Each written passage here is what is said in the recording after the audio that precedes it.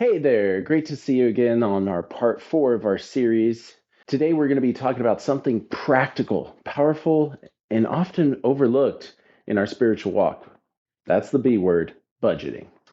Now, you might not think budgeting has anything to do with faith, but trust me, it's deeply connected to how we honor God with our finances. So, in this video, what we're going to do is we're going to explore why budgeting matters to God, how to set priorities based on biblical principles, and practical steps to create a simple yet effective budget. So let's dive in. So we're going to start with the big question. Why does budgeting matter to God? The answer lies in stewardship. Psalm 24:1 says, "The earth is the Lord's and everything in it." Our money, our time, our resources, belongings, all of it belongs to God. He's entrusted them to us, and it's our responsibility to manage them wisely. A budget helps us to do just that. It's a tool to ensure that we're using God's resources intentionally, not wastefully. Jesus said in Luke 16:10, "Whoever can be trusted with very little can also be trusted with much." When we create and stick to a budget, we're showing God that we're faithful stewards, ready to handle more responsibility. So let's talk about priorities. A God honoring budget starts with clear priorities rooted in Scripture. Here are three key areas to focus on. First, giving. Proverbs 3:9 says, "Honor the Lord with your wealth, with the first fruits of your crops." This means giving should be at the top of our financial priorities, not an afterthought. Saving. Proverbs 21:20 reminds us, "The wise store up choice food in olive oil, but fools gulp theirs down." Saving is a way to prepare for the future and avoid unnecessary debt. Spending. Matthew 6:21 says, "For where your treasure is, there your heart will be also." Our spending should reflect our values and avoid materialism. By aligning your budget with these principles, you'll create a financial plan that honors God and brings peace to your life. So let's get practical. How should we allocate our finances? A simple approach is the 10-10-80 rule. Give 10%. Start by giving at least 10% of your income to your church or other ministries. This demonstrates trust in God's provision. Save 10%. So set aside 10% for future needs, such as an emergency fund or retirement. Live on 80%. Use the remaining 80% for your living expenses, being mindful of your spending. Now, these percentages aren't set in stone. This is a great place to start if you haven't started yet. Pulling out 20% of your income is quite a bit. As time goes on, you can get better and better and increase your savings percentage as you go. This is simply like a diet. You don't need to quit eating everything bad in one day because that's going to set you up for failure. It's too much too fast. This is a great place to start. It gives you a great place to plan.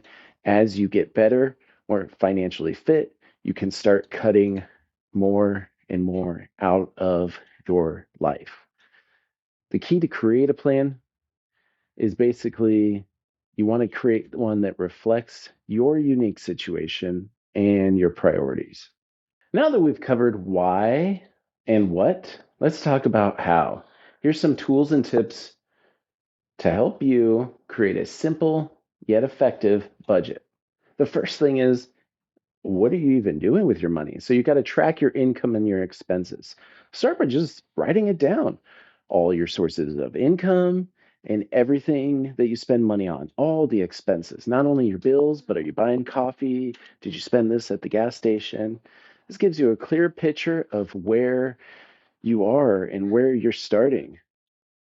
It gives you a clear idea of where that money is going. Because then when you add up all these little subscriptions and finding all those little areas where you're leaking funds, it turns out to be way more than you thought. You could use budgeting tools. There's great apps out there. I personally, every dollar that was developed, Ramsey organization, Dave Ramsey, he has done a lot towards budgeting. So if you want to dive deeper into the budgeting aspect, I encourage you to go check out Dave's. He's got so much resources, or even just start with a simple spreadsheet to help you stay organized. Separate out your wants versus your needs. So be honest about what's essential versus what's a luxury.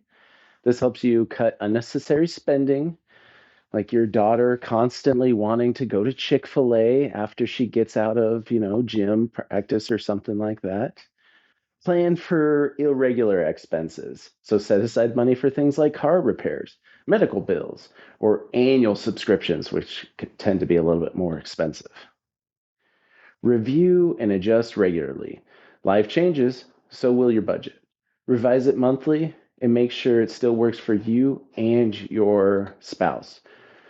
Got to be on the same page when you're running a household in a family situation. Finally, let's talk about the heart being behind your budgeting. Did you know that budgeting can be an act of worship? When you create a budget, you're saying, God, I trust that you will provide for my needs, and I want to honor you with what you've given me. It's not just about numbers, it's about faith and obedience. So think about this. When we give generously, or we're saving wisely, and we're spending intentionally, we reflect God's character as a provider and a giver. So here's my challenge for you. Take some time this week to prayerfully create and review your budget. Ask God to guide your decisions and show you how to use your resources for His glory. Budgeting doesn't have to be an overwhelming act or boring.